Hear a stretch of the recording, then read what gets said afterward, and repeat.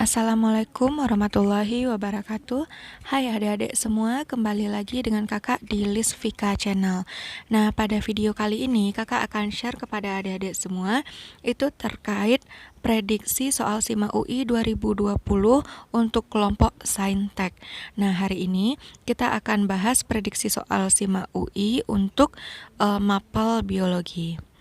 Nah, langsung saja kita lihat untuk soal yang pertama.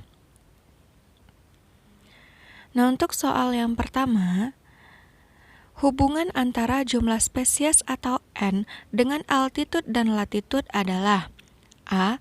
N menurun seiring dengan menurunnya altitude dan latitude. B. N menurun seiring dengan meningkatnya altitude dan latitude. C. N meningkat seiring dengan meningkatnya altitude dan menurunnya latitude. D. N meningkat seiring dengan meningkatnya altitude dan latitude. E. N tidak dipengaruhi oleh altitude dan latitude. Nah, jawaban yang tepat untuk soal nomor 1 itu adalah opsi yang B. Nah, mungkin adik-adik tidak terlalu familiar dengan istilah altitude dan latitude. Nah, di sini kakak akan menjelaskan apa maksudnya. Nah, kita lihat dulu untuk artinya ya. Altitude. Altitude itu adalah letak tinggi rendahnya suatu daratan diukur dari permukaan laut. Sedangkan latitude itu merupakan garis lintang atau garis khayal yang digunakan untuk menentukan lokasi di bumi terhadap garis khatulistiwa. Nah, kata kunci pertama yang dapat kita ambil adalah N atau spesies itu akan menurun seiring dengan meningkatnya latitude. Itu dapat dibuktikan dengan adanya garis lintang yang ada di permukaan bumi. Oke, kita lihat untuk garis lintangnya.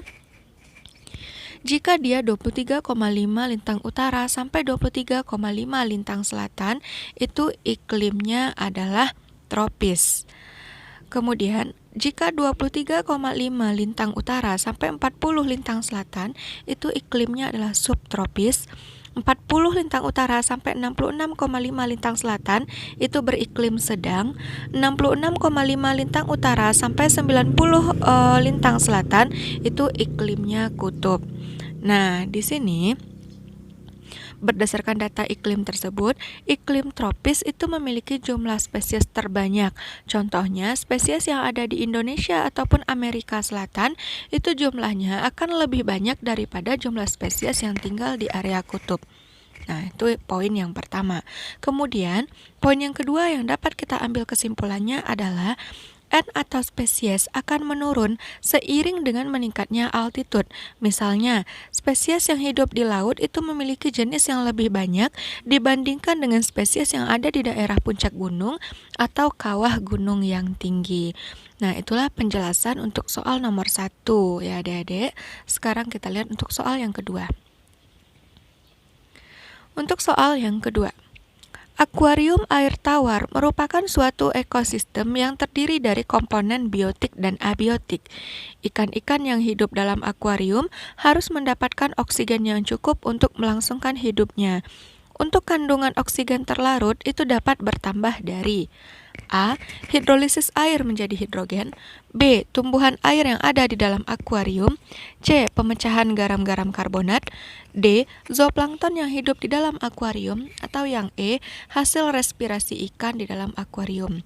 Nah, jadi di sini kandungan oksigen terlarut yang ada dalam akuarium air tawar itu dapat bertambah dari tumbuhan air yang ada di dalam akuarium.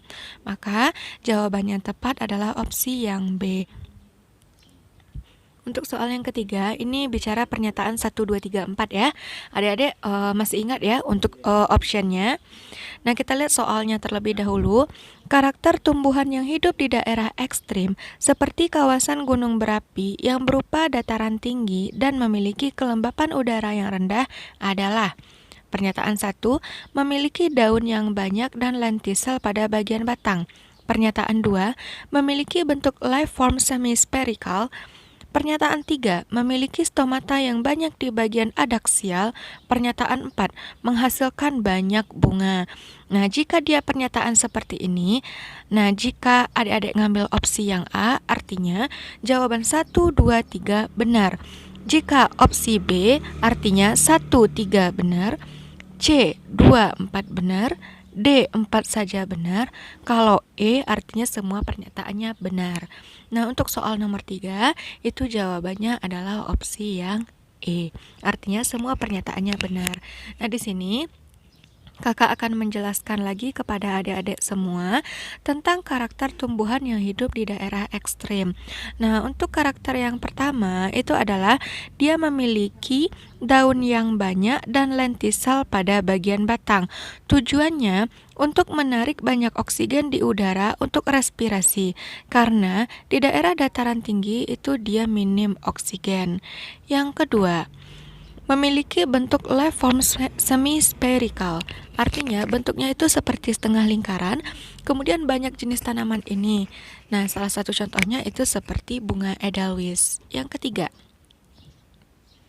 memiliki stomata yang banyak di bagian adaksial atau permukaan daun. Tujuannya untuk pertukaran gas yang maksimal di dataran tinggi.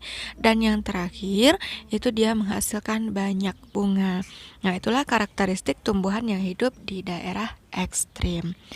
Oke, kita lanjut untuk soal yang keempat. Untuk soal yang keempat, keberadaan mikroorganisme dapat dijadikan indikator dalam menguji kebersihan atau kualitas air. Untuk memeriksa air minum agar berkualitas, maka salah satu indikator yang dapat diuji adalah dengan melihat ada atau tidaknya koloni bakteri. Nah, jawaban yang tepat adalah opsi yang A, yaitu Escherichia coli. Nah, penjelasannya di sini, Escherichia coli atau biasanya kita singkat dengan E. coli ini merupakan bakteri baik yang ada pada usus besar, sekaligus juga berperan sebagai indikator kualitas air minum. Yang kedua itu ada Entamoeba coli, ini merupakan protozoa penyebab penyakit disentri. Yang ketiga ada Balantidium coli, ini merupakan siliata penyebab penyakit pada saluran pencernaan. Yang keempat itu ada Vibrio cholera, ini penyebab penyakit kolera. Dan yang terakhir itu ada Salmonella typhosa, ini penyebab penyakit tifus. Nah, itu dia ya. Terakhir untuk soal yang kelima. Untuk soal yang kelima, ini soalnya cukup panjang karena kita mengambil sedikit kutipan yang ada pada sebuah artikel. Oke, kita baca dulu artikelnya. Penglihatan malam bukanlah sesuatu yang manusia bisa miliki, seperti kucing, anjing, dan beberapa hewan lain. Nah, di permukaan mata hewan tersebut itu terdapat membran yang disebut dengan tapetum lucidum. Kemampuan melihat kita terbatas pada ketersediaan cahaya. Peneliti dari grup ilmuwan dan peretas biologi Science Formeses California menemukan tetes mata ajaib yang membuat kita bisa melihat dalam gelap. Nah, mereka menggunakan senyawa CE6 yang berasal dari ikan laut digabung dengan saline, insulin, dan dimetil sulfooksida atau DMSO lalu ditargetkan ke retina. Saat diuji cobakan, efeknya cukup sukses karena bisa melihat objek tangan yang berada sejauh 10 meter dan bisa mendeteksi posisi seseorang yang berdiri di area rimbun sejauh 50 meter pada suasana gelap.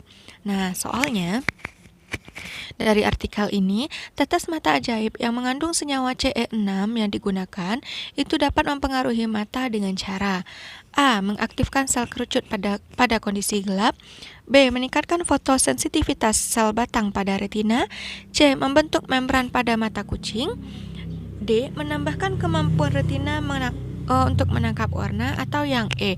Meningkatkan intensitas cahaya untuk fotoreseptor. Nah, jawaban yang tepat untuk soal nomor 5 itu adalah opsi yang B. Nah, untuk penjelasannya, CE6 atau biasanya kita sebut juga dengan klorin E6 adalah senyawa yang dapat meningkatkan kepekaan cahaya. Dalam artikel tersebut terdapat pernyataan bahwa tetes mata ajaib ditargetkan pada retina. Nah, retina itu dia memiliki dua jenis sel yang berperan untuk menerima cahaya masuk, yaitu ada sel kerucut dan sel batang.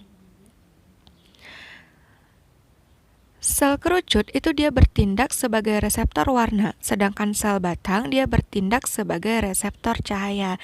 Dengan demikian, Untuk meningkatkan kemampuan melihat di dalam gelap, peran sel batang itu harus ditingkatkan.